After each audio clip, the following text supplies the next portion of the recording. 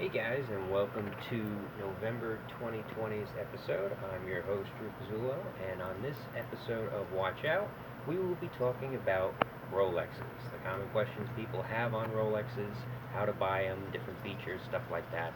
And my man behind the camera, my brother-in-law, Hector, will be asking the questions that common people normally have about Rolexes that I will give my best answers to you for. So Hector, get it started. What do you think most people want to know about Rolex? Should I buy a new Rolex or buy a used one?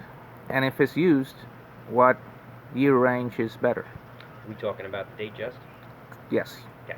Datejust is the most common type of Rolex. People think it's a Submariner. It's not. It's actually the Datejust. Um, we don't want to confuse common with popularity. So if we're talking about Datejust, I recommend anything from 1987 forward. 1987 was the first year they started using acrylic. Sorry, they stopped using acrylic crystals and they started using the sapphire crystals, which you commonly have today. The difference between sapphire and crystal is the sapphire you cannot scratch, acrylic you can scratch, you can't shatter.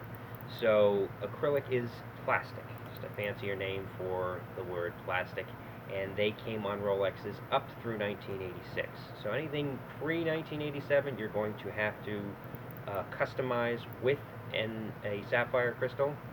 That can get complicated based on the fact that different dials and whereas diamonds, it has to have the sapphire at a certain rate. It gets complicated. You don't want to deal with that. Long story short, take a Rolex from 1987 onward. Also, pre 1981, you're going to deal with um, some of the Rolex Datejusts were automatic and some were hand wind. You may not want a hand wind. Totally different than an automatic. So you have different issues pre 1987, and you can get them at better prices. I like the range 87 to 95. I don't like going past the high 90s because at that point, Rolex decided to get cute, and all the maintenance was done by a machine, which costs more. It's easier for them to. There's only certain people, like specifically Rolex, you would have to send it back to, so you can get your watch regulated or timed correctly, or all the maintenance has to be done by a machine. Anything pre 2000, I would say it's still done by hand. You could have any watchmaker fix the watch for you, and it would save you on repair costs. So in terms of year-wise, I would stick with used. I would go in the range between 87 and 99 to stay safe. And what's a good price for those watches in that range? Are we talking on eBay? On eBay, yes. And what would be a price out in a retail store?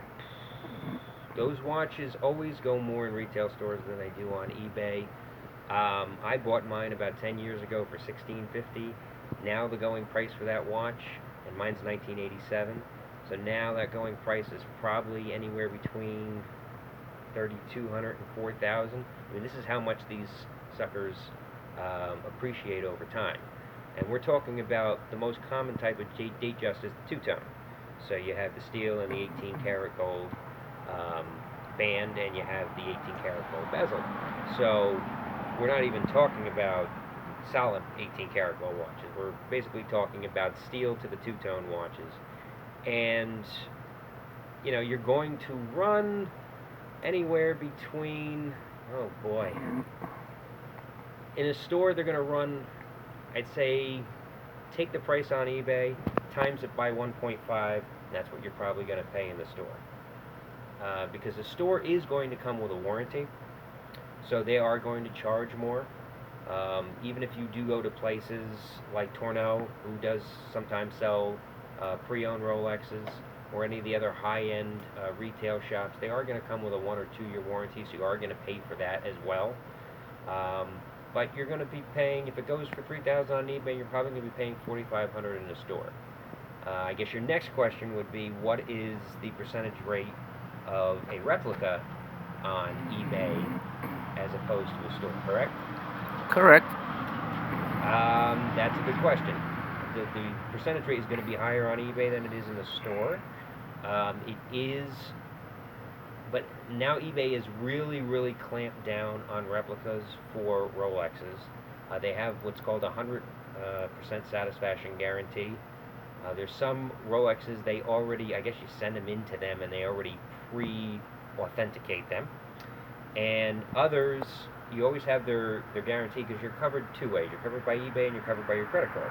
So whatever I would do, if I ever bought a Rolex on eBay, I would go to a store and have it authenticated. It takes them only 5 seconds to open it up. Keep in mind with Rolexes, you need a special tool to open it up, so you can't do it yourself. There's a Rolex case opener that most of the high-end retail stores have to open up a Rolex and tell you right away by the serial number if it's real or not. So that is what I would do in terms of if I want to buy it on eBay. I have all the confidence in the world. Most of the sellers are pretty honest on eBay. You can tell by their seller rating and its eBay policies. But they do have special backstops like their 100% guaranteed authenticity, plus your credit card if anything is fake. But I would always double check, take it to a store to have it authenticated anyway when it comes to Rolex. How about customizing the bezel or the dial on a Rolex? Yeah, that's the cool thing about Rolex that you can't really do with other watches because Rolex is the most popular watch in the world. You're going to have all the options in the world, but keep in mind when you customize a Rolex, especially with the dial, they are all customizable. You can get them in any color. You can get them in any. You can get them with diamonds, without diamonds. You can get them with rubies. You can get them with sapphires. You see them all different ways. But keep in mind, they're not from Rolex. Rolex does not do that. They rarely ever sell a diamond dial. They rarely ever sell any gem dials or anything else like that. They sell the plain dials. They have them. They have specialized places out in California that will do whatever you want to a dial, and then they sell them on eBay. So if you go on eBay, you will find all the customized dials in the world. Any color you want, any gemstone you want, any look you want. I have a tapestry dial on mine. They were big in the late 80s to early 90s. They have crisscross dials on Rolexes. They have everything. You can get sunburst dials on Rolexes. Anything you want. That's the cool thing. And they usually cost, especially for the 36 millimeters, which was the standard size for decades, they usually cost anywhere between $100 and $250 a dial. So what you do is just pick up the dial on eBay. You would then have it delivered, and you go to the jeweler and you'd say, I'd like to swap out my dial. Any jeweler can do it, who knows what he's doing.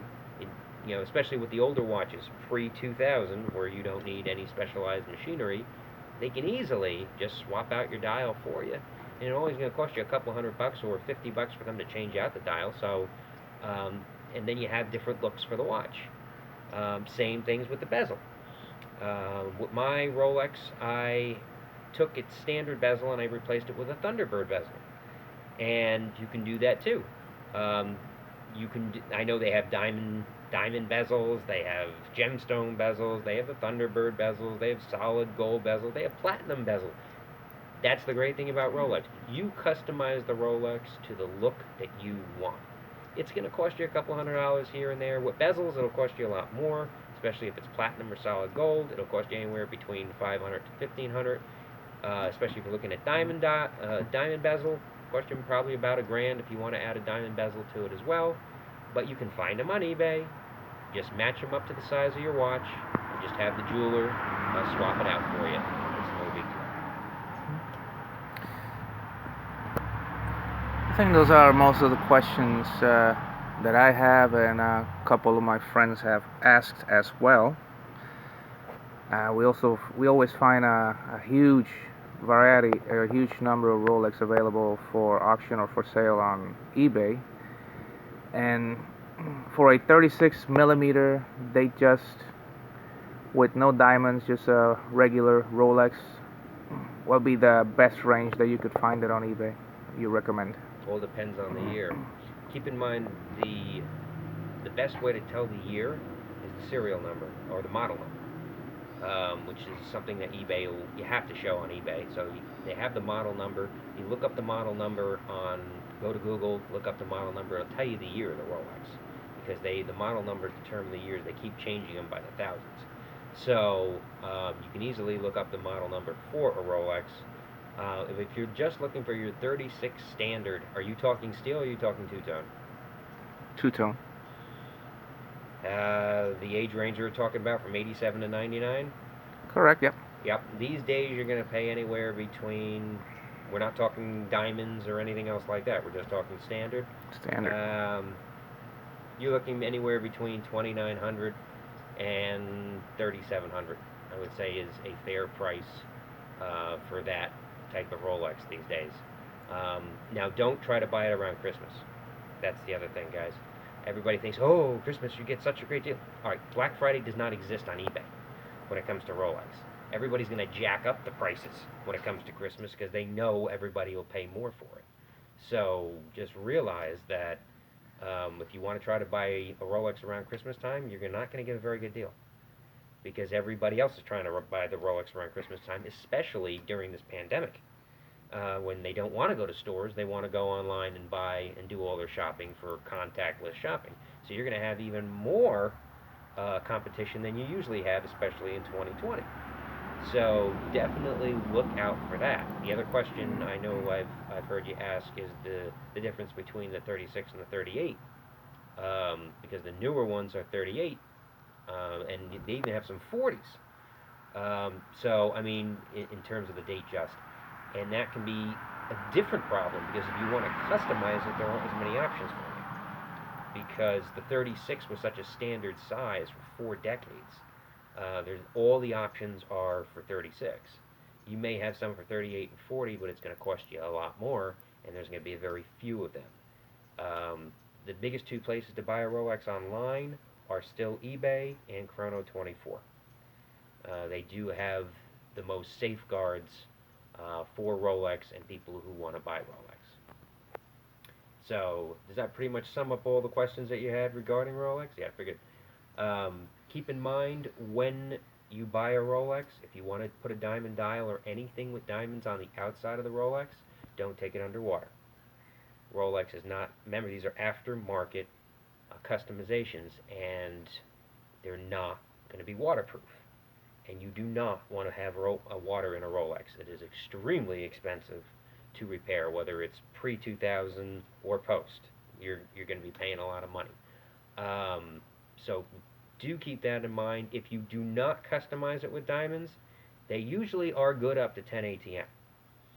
So especially the Datejusts, they have no problem. They're water sealed up to 10 ATM. But as soon as you customize it, then you're going to have some problems. So just keep that in mind also. So thanks guys again for joining us today in beautiful Florida over here during November of 2020. I'll be back next episode in December to wrap up the year. And watch out. We'll see you next episode.